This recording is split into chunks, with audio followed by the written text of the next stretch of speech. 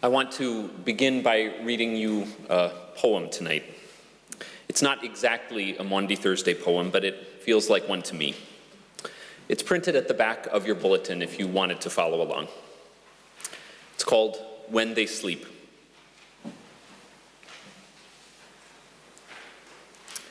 When they sleep. All people are children when they sleep. There's no war in them then. They open their hands and breathe in that quiet rhythm heaven has given them. They pucker their lips like small children and open their hands halfway. Soldiers and statesmen, servants and masters. The stars stand guard, and a haze veils the sky, a few hours when no one will do anybody harm. If only we could speak to one another then, when our hearts are half-open flowers, words like golden bees would drift in. God, teach me the language of sleep. The poem feels right to me for Maundy Thursday, partly because it describes a moment of calm.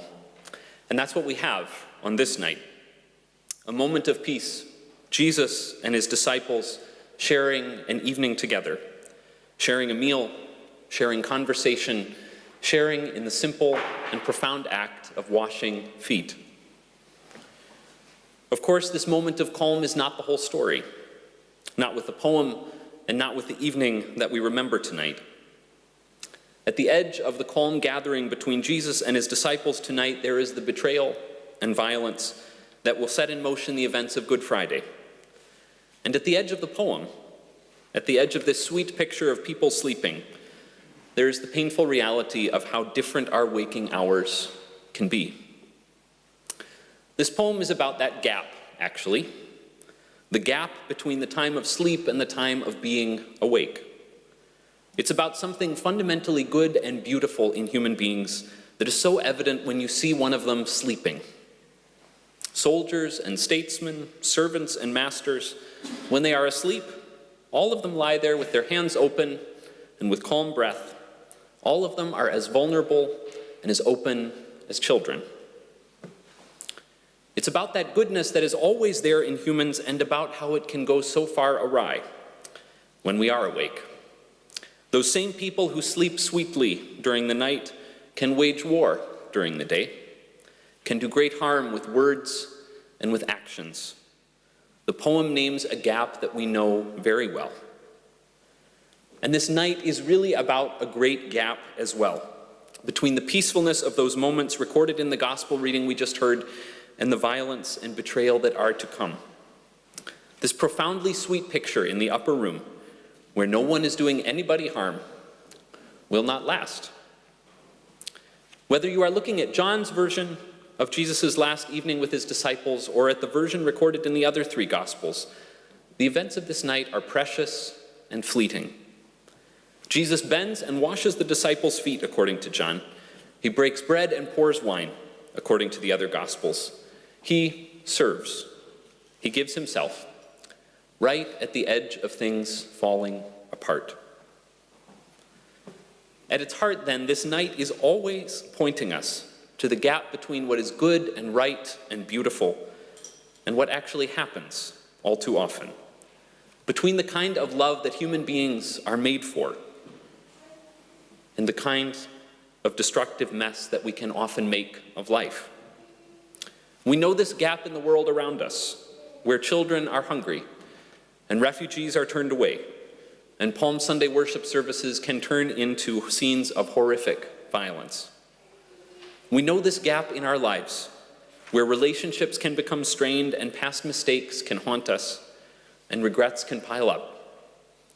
There's a reason we pay particular attention to confession of sin on Maundy Thursday. And what emerges so powerfully for me this year is the way that on this night, Jesus is able to jump right into that gap in human life, embodying love at its fullest precisely there. He could have done something else on this night. He knew where the events were leading, after all. He could have spent the evening holding a cabinet meeting with his disciples, planning a way out of the mess that he'd gotten into, a way to avoid the pain that was ahead, a way to get out of town early. He could have spent the night with only the disciples he was sure were going to stay by his side when things got tough. We know what a small group that would have been, of course. He could have simply gone off by himself to pray, ignored these fair weather friends who stayed by him through easy times but who would desert when things got tough. He could have done something to avoid the horrible dissonance of this night, the gap between what ought to be and what actually was. But he didn't. He walked right into it with simple gifts in his hands, a basin and a towel. How did he do this? How did he offer love at its fullest on the edge of abandonment and violence? I don't know. Maybe he looked into each face around him and saw the child there. The hands that opened halfway, the mouth that opened a bit and breathed in that same slow rhythm. Maybe he saw them for the vulnerable, beautiful people they were deep down.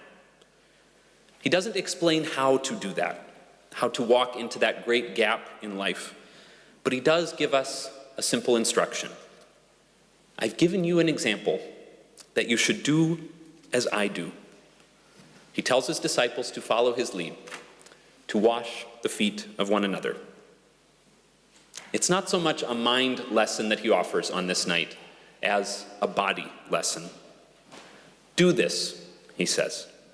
Kneel down, take the foot of another in your hand, wash it with water, dry it with a towel.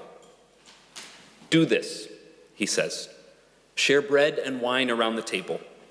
Open your hands to receive. Taste it on your tongue. Proclaim my death until I come.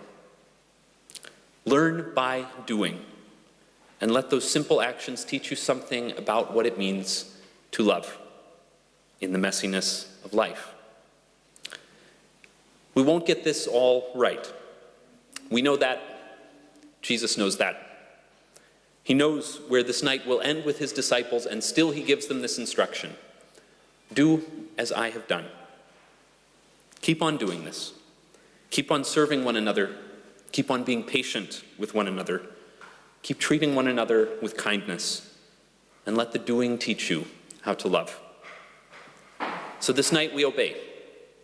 We do what Jesus tells us to do, trusting that by practicing, by washing the feet of another, by allowing our feet to be washed, by opening our hands and receiving bread and wine, trusting that in obeying Jesus' command, we might learn something about how to walk into that gap as well. This night we do what Jesus tells us to do, and we pray, God, teach us the language of love. Amen.